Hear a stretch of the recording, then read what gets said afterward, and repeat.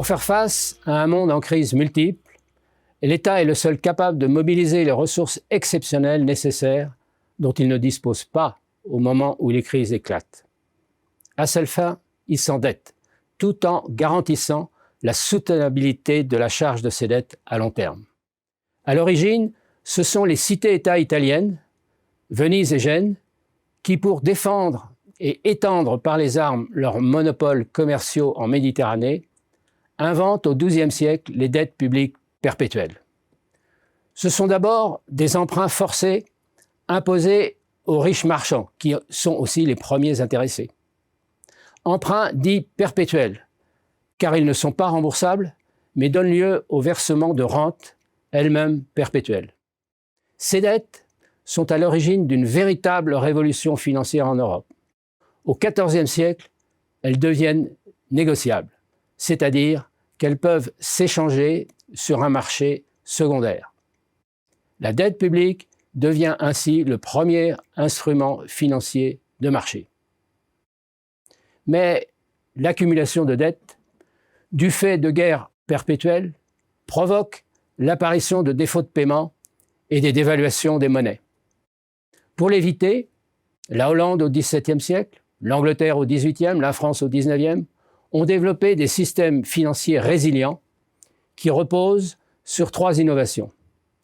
Premièrement, instauration du contrôle des finances publiques par les parlementaires qui font partie des classes riches qui ont intérêt à vérifier que l'emploi des fonds publics est bien convenable. Deuxièmement, création d'une forme de banque centrale garantissant la stabilité de la monnaie. Troisièmement, développement de réseaux nationaux de caisses d'épargne populaires dont les ressources peuvent être mises à contribution lors des crises. La Première Guerre mondiale conduit à une accumulation de dettes exceptionnelles qui sont libellées en équivalent or et font face à une inflation dépassant parfois les 200% qui remettent en cause la stabilité du système économique mondial.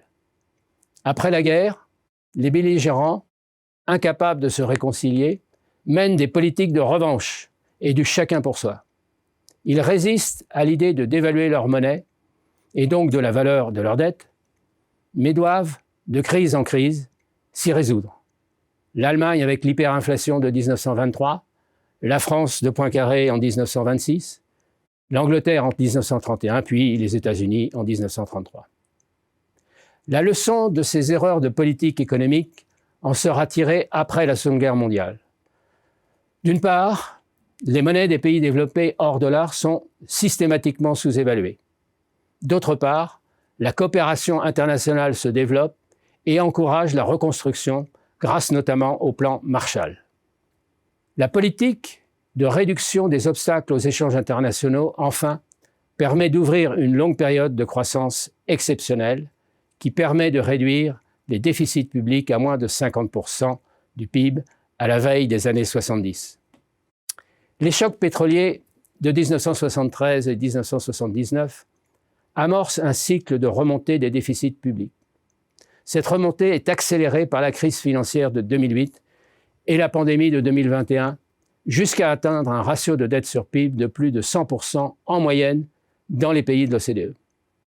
La dette publique est alors devenue pour les pays développés un instrument de gestion macroéconomique pour lutter efficacement contre les crises de toutes origines, qu'elles soient énergétiques, financières, pandémiques ou encore militaires.